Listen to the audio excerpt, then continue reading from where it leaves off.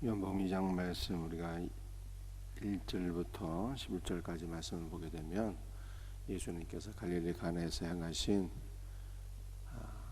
첫 번째 표적이 무엇인가를 우리들에게 말씀하고 있습니다. 요한복음에는 7가지 표적이 기록이 되어 있는데 첫 번째 표적이 갈릴리 가나에서 물로 포도주를 만드신 사건입니다. 그런데 이 표적이라고 하는 것은 본래가 가리키다라고 하는 뜻이에요. 이 표적이라고 하는 단어에서 영어의 사인이라고 하는 단어가 나왔어요. 사인은 서명하다라고 하는 뜻도 있지만 본래 표지판이다라고 하는 뜻입니다. 우리가 생명샘교회가 여기 있는데 생명샘교회로 가려면 어디로 가야 되는가? 그 생명샘교회로 가는 길을 보여주기 위해서 이렇게 표지판이 이렇게 붙어 있는 것처럼 예수님이 어떤 분인가 그것을 보여주기 위해서 이 표지판이 있다는 거예요. 이게 표적이라는 뜻이에요. 그래서 예수님께서 갈릴리 가나에서 행하신 첫 번째 표적은 이리로 쭉 가게 되면 예수께서 어떤 분인가를 너희가 보게 될 것이고 예수님이 누구인가를 너희가 알게 되리라 라고 하는 뜻입니다. 여러분들 예수님은 어떤 분이실까요? 갈릴리 가나의 첫 번째 표적을 통해서 예수님이 어떤 분인 것을 보여주고 가리키고 있는 것입니까? 우리 예수님은 참 혼인잔치를 예비하시고 그 혼인잔치에 신랑이 되시고 그 혼인잔치의 큰 기쁨을 허락하시는 분이다 라고 하는 뜻이에요. 종말에 우리 예수님께서 완성하신 하나님 나라에서 혼인잔치가 베풀어지게 됩니다. 그 혼인잔치의 주인공은 신랑이신 예수 그리스도시요. 그 예수 그리스도의 신분은요 바로 교회, 저와 여러분이 되는 것입니다. 그 예수님께서 이루실 하나님 나라, 그 혼인잔치는 어떠한 것일까? 그것은 큰 기쁨이라는 거예요. 그 하나님의 나라를 보여주는 한 단어가 있다면 무엇인가? 그것은 바로 기쁨이라는 거예요. 기쁨. 여러분들이 하나님 나라의 혼인잔치의 큰 기쁨은 어떻게 우리에게 주어지는 것인가를 오늘 본문 말씀이 보여주고 있습니다. 2장 1절 말씀이에요. 사흘째 되던 날. 여러분들이 성경에서 사흘은 항상 그리스도의 죽음과 부활을 가리켜요. 주님께서 죽은 자 가운데 3일 만에 부활하셨잖아요. 그러므로 예수께서 이루실 하나님의 나라, 예수께서 이루실 그 어린 양의 혼인잔치, 그 혼인잔치의 큰 기쁨은 주 예수의 죽으심과 부활로 이루어진다 라고 하는 것을 우리들에게 말씀하고 있습니다. 예수님의 죽으심과 부활로 저와 여러분들이 어린 양의 신부가 되었고, 예수님의 죽으심과 부활로 저와 여러분들이 영원한 생명을 얻게 되었고, 예수님의 죽으심과 부활로 우리는 어린 양의 신부가 되어서 그분과 연합하여 큰 기쁨을 누리게 된다라고 하는 것을 보여주고 있는 거예요. 여러분, 어린 양의 신부는 어떤 사람일까요? 갈릴리 가나에 혼례가 있어.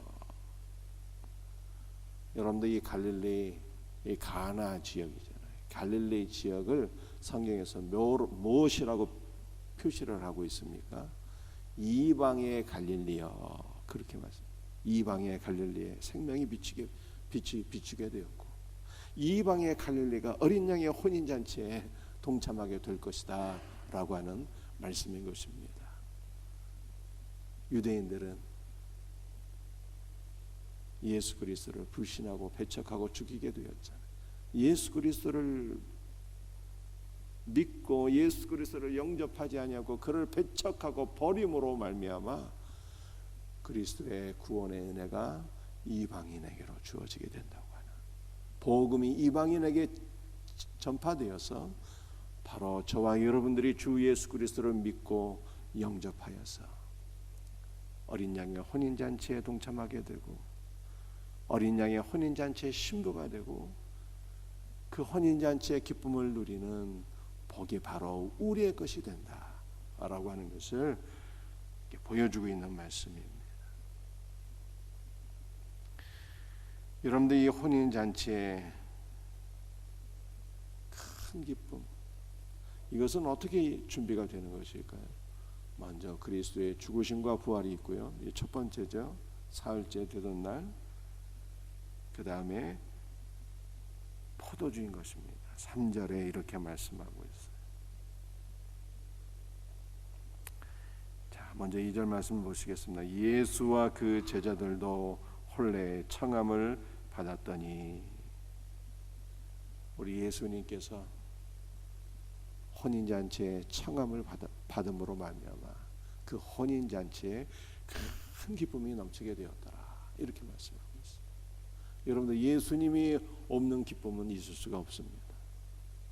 예수님이 계신 곳이 천국이에요. 예수님이 계심으로 우리에게 참 생명과 기쁨이 오게 된다라고 하는 것을 성경에 말씀하고 있는 것이죠.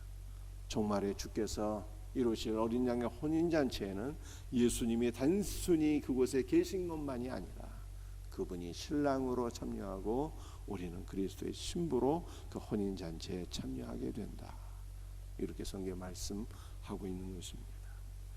여러분들, 어린 양의 혼인잔치에는 무엇이 있어야 되는 것입니까? 포도주이죠. 3절, 포도주가 떨어진지라. 그래서 예수님께서 여러분들, 이 물로써 포도주를 만드는데 그 포도주는 그 어떤 포도주보다 최고의 최상품의 맛과 가치가 있는 그러한 포도주였더라, 이렇게 말씀하고 있습니다. 여러분들, 이 물로 된 포도주는 무엇을 가리키는 것입니까? 물로 된 포도주는 바로 새 언약의 포도주, 그리스도의 피를 가리키는 것입니다. 그러므로 어린 양의 혼인잔치에 참된 생명과 기쁨을 가져다 주는 것은 그리스도의 피다라고 하는 것을 성경이 우리에게 말씀하고 있는 것입니다. 여러분들, 그냥 포도주, 이 포도주는 육신을 기쁘게 하는, 사람의 육신을 기쁘게 하는 것을 가리키는데, 새 언약의 포도주, 그리스도의 피는 무엇을 우리에게 가져다 주는 것입니까?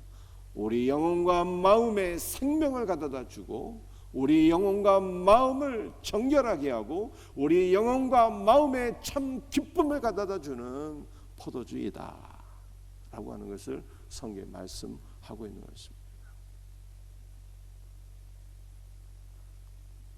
어떤 분이 이러한 질문을 하더라고요.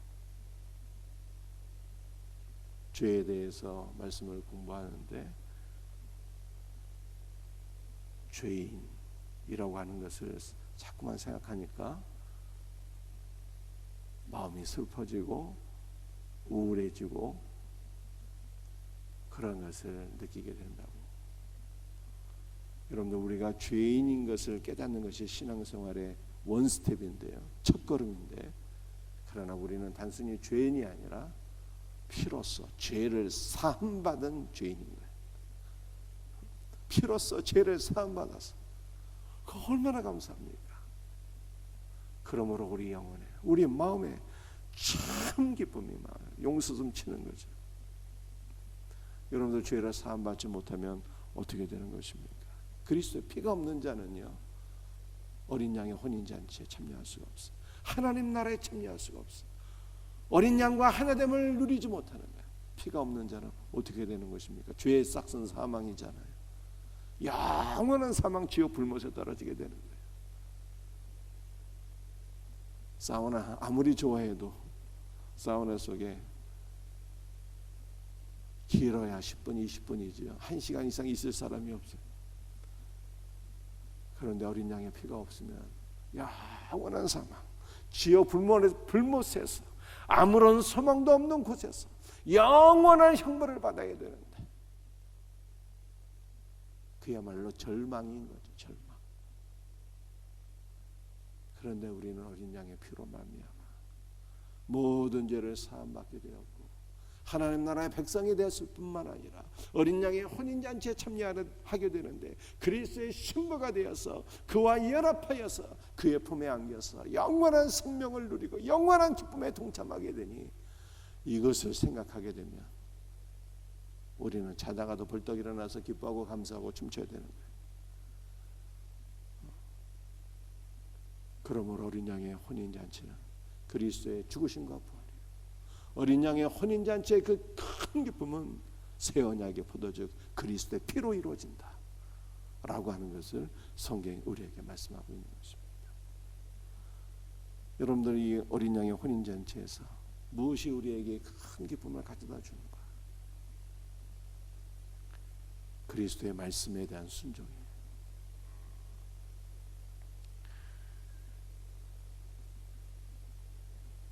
5절 말씀입니다. 그의 어머니가 하인들에게 이르되 너희에게 무슨 말씀을 하시든지 그대로 하라 하니라. 인간의 상식에 맞지 않는 어떠한 말씀을 하시든지, 그분의 말씀이 생명의 말씀이고 그분의 말씀이 능력의 말씀인 것을 믿고 너희들이 그의 말씀에 순종하라. 마리아가 집에서 수종드는 분들에게 이렇게 얘기를 했는데, 그 혼인잔치에서 섬기던 자들이 예수님의 말씀에 순종한 결과 물이 변화의 포도주가 되는 역사가 일어나게 되었어요. 여러분들 요한복음 11장 말씀을 보게 되면 죽은 나사로가 살아나게 되잖아요. 죽은 나사로가 살아나게 되는 것은 무엇으로 말미암아 이루어지게 됩니까? 오직 말씀이었어요. 예수님께서 나사로가 장사된 그 무덤 입구에 서서 선포합니다. 나사로야 나오너라 하더니 이미 죽은 지 나흘이나 된 나사로가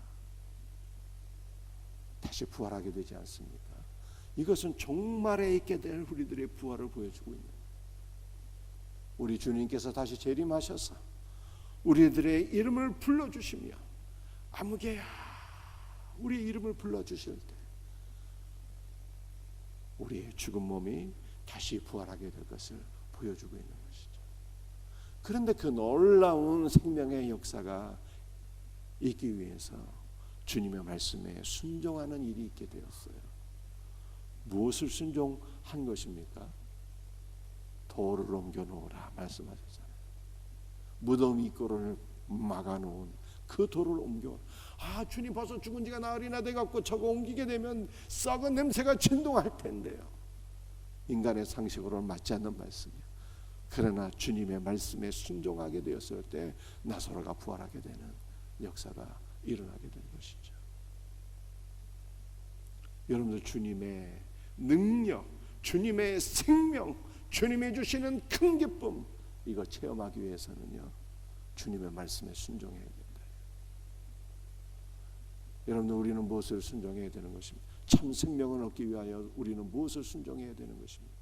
참 생명은 오직 그리스도의 죽음과 부활로 이루어지는 것인데, 참 생명은 오직 그리스도의 피로 주어지는 것인데, 이 놀라운 생명의 역사에, 이 놀라운 주님의 나라에, 그 주님의 나라를 이루는 일에 주님께서 우리를 동역자로 초대하시고, 너희가 나의 말에 순종할 때 너희가 너희의 순종으로 말미암아 하나님의 나라가 세워지게 될 것이다, 이렇게 말씀하셨으니까 여러분들 우리가 주님의 나라를 이루는 일에 우리가 부름을 받고 동역자로 초대를 받고 주님께서 우리의 작은 순종을 통해서 하나님의 나라를 이루시겠다고 하니까 얼마나 감사한 것입니까? 그리스도의 동역자래 우리가요. 주님께서 우리의 작은 순종을 기뻐하시고 우리의 작은 순종을 통해서 주님의 역사를 이루신대요. 얼마나 감사한 일입니까? 그러므로 우리는 주님의 말씀에 기쁨으로 순종하는 자가 되어야 하는 것입니다.